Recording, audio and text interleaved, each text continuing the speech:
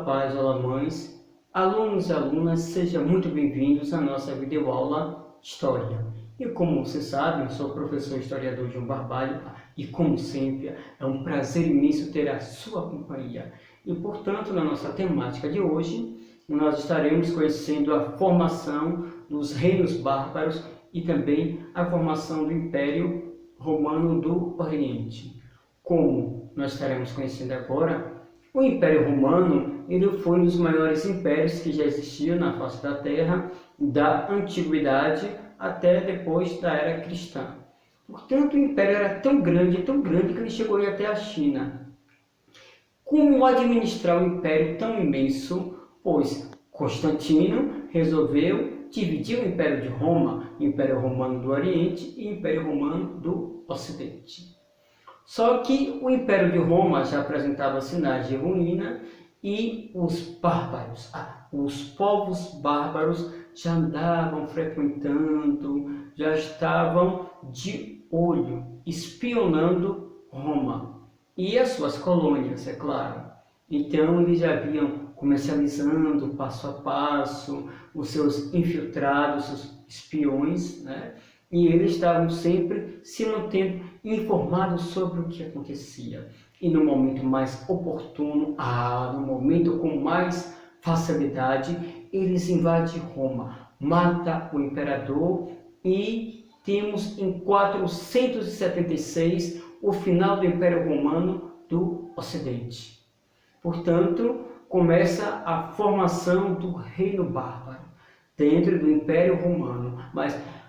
E quando eles invadem Roma, antes da invasão geral e total, os patrícios, a grande nobreza do Império de Roma, eles começam a migrar para suas colônias, para suas áreas de descanso, eles começam a migrar para suas áreas de veraneios, eles começam a migrar para dentro do Império Romano, os interiores. Portanto, depois que os povos bárbaros invadem Roma, saqueia, destrói, matam quase todos ou todos e tocam fogo, eles vão atrás desses patrícios e eles vão também dominar os seus territórios. Certo? E aí vai começar um novo período da história de Roma e que estaremos conhecendo agora no livro de história de vocês, capítulo 12, os reinos bárbaros e o Império Bizantino, que é o Império Romano do Oriente. Fiquemos atentos à leitura do nosso livro,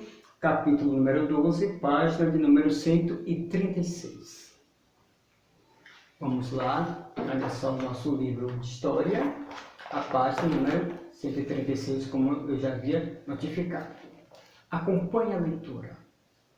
Os romanos denominaram bárbaros aqueles que não possuíam a cultura romana, ou seja, não falavam o latim, que era o idioma do império, e não possuíam a cultura romana, não cultuavam os mesmos deuses e não tinham o mesmo estilo de vida. Os povos chamados de bárbaro pelos romanos, a partir do século III da era cristã, começaram a fazer incursões sobre o território do Império Romano e constantemente ameaçavam a estrutura que já apresentava sinais de decadência. No século V da era cristã, os germânicos invadiram e conquistaram a parte ocidental do Império Romano. Esses bárbaros, na ótica dos romanos, viviam em estágio de civilização inferior e por isso eram vistos com certo preconceito. Eles não conheciam a organização estatal e ainda viviam reunidos em tribos. Que é a organização estatal? A formação do Estado. Apesar de serem considerados pelos romanos como cultura atrasada, os germanos, pela velocidade nas batalhas e pelo porte físico, eram muito temidos, ou seja, pela brutalidade, pela perversidade, pela crueldade e pela falta de amor. Né? Eles não tinham esse tipo de sentimento, eram totalmente pessoas, podemos usar a palavra, selvagens. Né?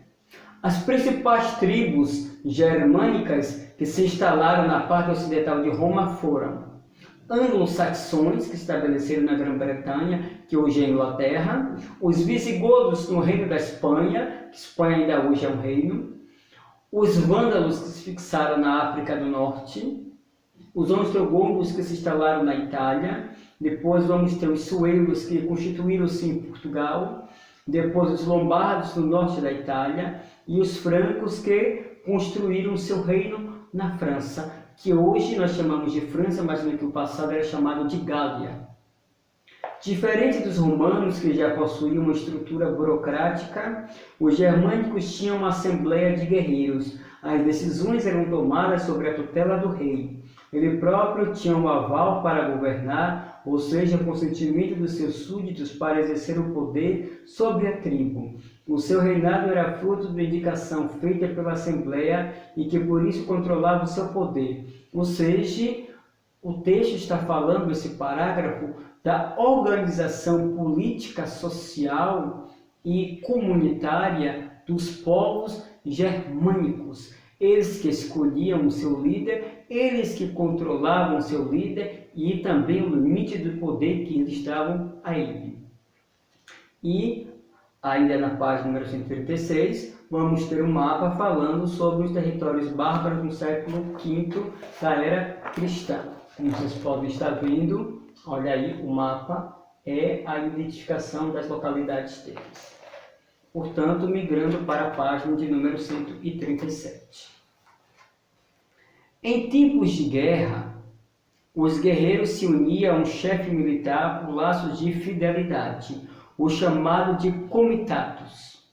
O fruto do saque das pilhagens era dividido entre o chefe militar e seus guerreiros. Obviamente, aqueles que tinham cargo de destaque no exército ganhavam melhores recompensas. Isso gerava uma relação de fidelidade que futuramente iria se tornar um dos elementos fundamentais do sistema feudal na Europa. Ou seja, os germânicos, eles se organizavam, eles tinham uma aliança e quando eles invadiam uma cidade, que eles saqueavam, tudo era dividido de igual para igual. É claro que tivesse mais cargo, levava o melhor. Mas enfim, todos saíam levando, ninguém saía perdendo nada, isso mantinha unidos. O laço de fidelidade que é chamado de comitatus.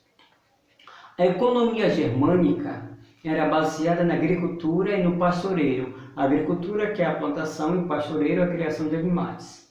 A religião era politeísta e seus deuses tinham uma forte ligação com as forças da natureza.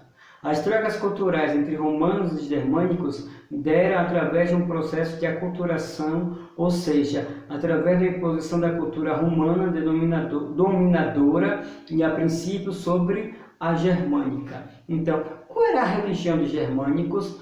A religião deles nórdica. Aqui que já ouviu falar de Thor, de Odin, de Loki, é a religião germânica, essa religião deles que é a religião que eles cultuavam esses deuses germânicos, os deuses nórdicos. Vamos dar continuidade à nossa leitura. Com a pressão dos hunos, os germanos foram obrigados a invadir os territórios de Roma, causando um clima de histeria, um clima de pavor, de horror. Então, esse fato levou a um êxodo urbano intenso, forçando a população a se submeter aos desejos dos latifundiários, em troca de proteção. Esse fato gerou outro elemento fundamental para o surgimento do feudalismo, o colonato. Entre os povos germânicos, os francos foram aqueles que construíram a mais importante reino bárbaro e que mais influenciaram o posterior desenvolvimento europeu. Portanto, como o texto está dizendo, o reino bárbaro, muitos foram se instalando, crescendo, se desenvolvendo, mas poucos sobreviveram. E o único que sobreviveu, e deixou sua marca, foi o Império do Reino Franco. Então, o que hoje é a França, daí vem o nome França de Franco. Então, é o que nós estaremos conhecendo sobre a nossa próxima aula, e como eu havia dito, o clima de histeria se instalou, porque Átila, o Huno, ele comandou levas de emboscadas, de invasões contra os romanos e sobre aqueles ainda que viviam em Roma, e o pouco do que as pessoas que estavam foram migrando para essas regiões habitadas pelos patrícios, né, em busca de proteção, em busca de ajuda, e oferecia o seu trabalho em troca de alimento e proteção.